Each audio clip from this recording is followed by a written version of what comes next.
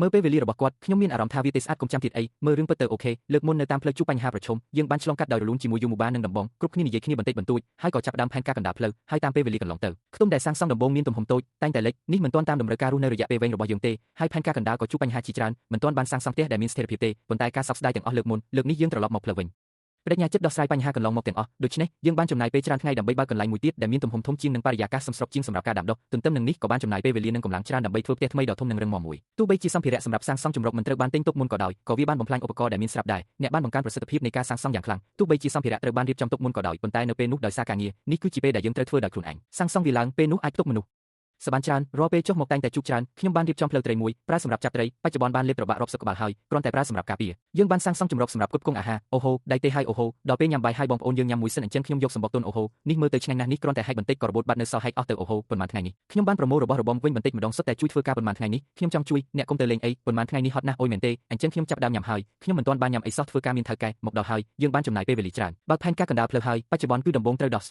រីគឺបញ្ហាការពារភ្លៀងនិងការធ្វើកម្រាលជំរកផងដែរក្នុងដំណើរការនោះជំរកនេះអាចបែងចែកជាពីរជាន់ខាងលើមានកន្លែងស្តុកទុកនិងកន្លែងសម្រាកហើយក៏មានបន្ទប់គេងនិងផ្ទះបាយដែរនេះនឹងក្លាយជាជំរកដ៏ល្អបំផុតរបស់យើងតាំងពីដើមមកបន្ទាប់ពីចំណាយពេលរវល់ប៉ុន្មានថ្ងៃបច្ចុប្បន្នក៏មានរូបរាងដំបូងហើយដូច្នេះយើងប៉ុន្មានថ្ងៃនេះរវល់យូរហើយអ្នកទាំងអស់គ្នាអាចឃើញជំរកនេះគឺធំខ្លាំងណាស់ហើយប៉ុន្តែមាន5ទៅ6ម៉ែត្រការ៉េយើងមកទីនេះគ្មានសម្ភារៈហើយមកដល់ផ្ទះនេះដែលសាងសង់ជិតរួចរាល់បានចំណាយពេលជិត1ខែហើយបន្ទាប់មកខ្ញុំគ្រោងថានៅទីនេះនឹងរៀបចំផ្ទះបាយមួយបន្ទប់គេងមួយហើយនឹងបន្ទប់ទទួលភ្ញៀវមួយទៀតបច្ចុប្បន្នសល់តែបន្តិចបន្តួចប៉ុណ្ណោះជាមួយនឹងការគ្រប់គ្រងពីក្រុមចាន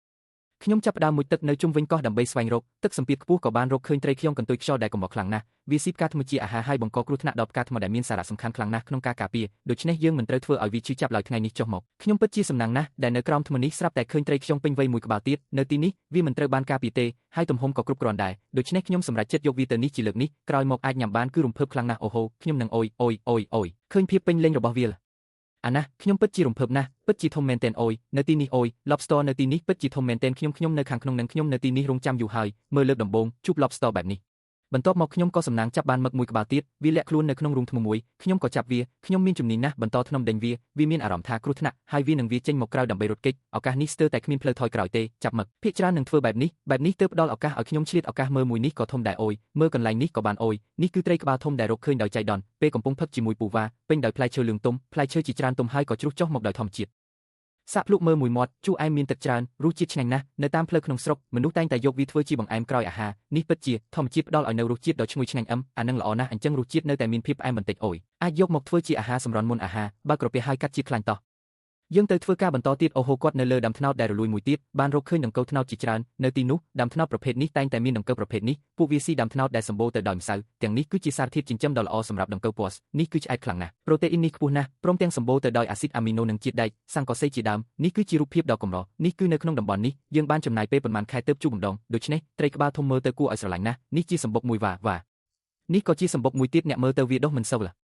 អសោះប៉ុន្តែរសជាតិរបស់វាពិតជាធ្វើឲ្យអ្នកភ្លេចមិនបានថ្ងៃនេះខ្ញុំមានសំណាងបានញ៉ាំទៀតហើយខាងខ្ញុំក៏មានរឿងគួរឲ្យភ្ញាក់ផ្អើលទៀតហើយនៅលើថ្មនេះមានសត្វខ្ញានទឹកជាច្រើនទៀតពួកវាប្រតិកម្មយឺតត្រូវគេប៉ះទើបដឹងខ្លួនថាមានចលនានៅតែមិនអាចគេចផុតខ្ញុំរើបាន3ក្បាលពិសេសគឺមួយក្បាលជាញីត្រូវបានលែងចូលសមុទ្រវិញខ្ញុំមិនមែនចុះមករាល់ថ្ងៃទេធម្មជាតិក៏នឹងទុកសម្រាប់ថ្ងៃក្រោយទៀតដែរដូច្នេះក្រោយមកទៀតបង្កងក៏ត្រូវបានរៀបចំទុកជាការប្រមូលផលឥឡូវនេះបង្កងនិងខ្ចៅដូងពីរនោះខ្ញុំដាក់ក្នុងទ្រុងត្រីទុកជាផលថ្ងៃនេះយើងនឹងញ៉ាំអានឹងវ៉ាបង្កងធំហើយក៏មានមឹកនេះទៀតឥឡូវចាប់ផ្ដើមធ្វើម្ហូបល្អណាស់ឃើញហើយគួរឲ្យចង់ញ៉ាំណាស់បន្ទាប់ពីពួកយើងទាំងពីរអ្នកចំអិនដោយអត់ធ្មត់ទីបំផុតអាហារមួយពេលសម្រាប់ជំរករបស់យើងបានសាងសង់រួចរាល់ហើយសម្រាប់អបអរសាទរអ្នកទាំងអស់គ្នាអាចឃើញថាវាសម្បូរបែបណាស់ទាំងអស់សុទ្ធតែជាការផ្ដល់ឲ្យពីធម្មជាតិដូច្នេះយើងនឹងខ្ញុំសុំញ៉ាំពូនេះឲ្យឆ្អែតសិនល្អកុំរងចាំអីចាប់ផ្ដើមញ៉ាំទៅញ៉ាំបង្កងមួយសិនវ៉ាអូយអានឹងបានហើយខ្ញុំក៏រកមិនឃើញអ្នកណាឲ្យញ៉ាំទេញ៉ាំអានឹងមុនសិនឆ្ងាញ់ណាស់វ៉ាអូយញ៉ាំអានឹងទៀតល្អណាស់ញ៉ាំទៀតខ្ញុំនឹកដល់មឹកនឹងបងប្អូនឲ្យនេះពិតជាត្រឡប់មកវិញហើយខ្ញុំក៏មានឱកាសកាន់តែវែងឆ្ងាយត្រូវតែមិនអាចដូចមុនទៀតទេធ្វើអីក៏ខុសដែរអ្នកទាំងអស់គ្នាឃើញជំរករបស់យើងហើយយើងចង់នាំយកនេះទៅបង្កើតជីវិតដែលរស់នៅយ៉ាងសុខស្រួលនៅលើកោះប៉ុន្តែ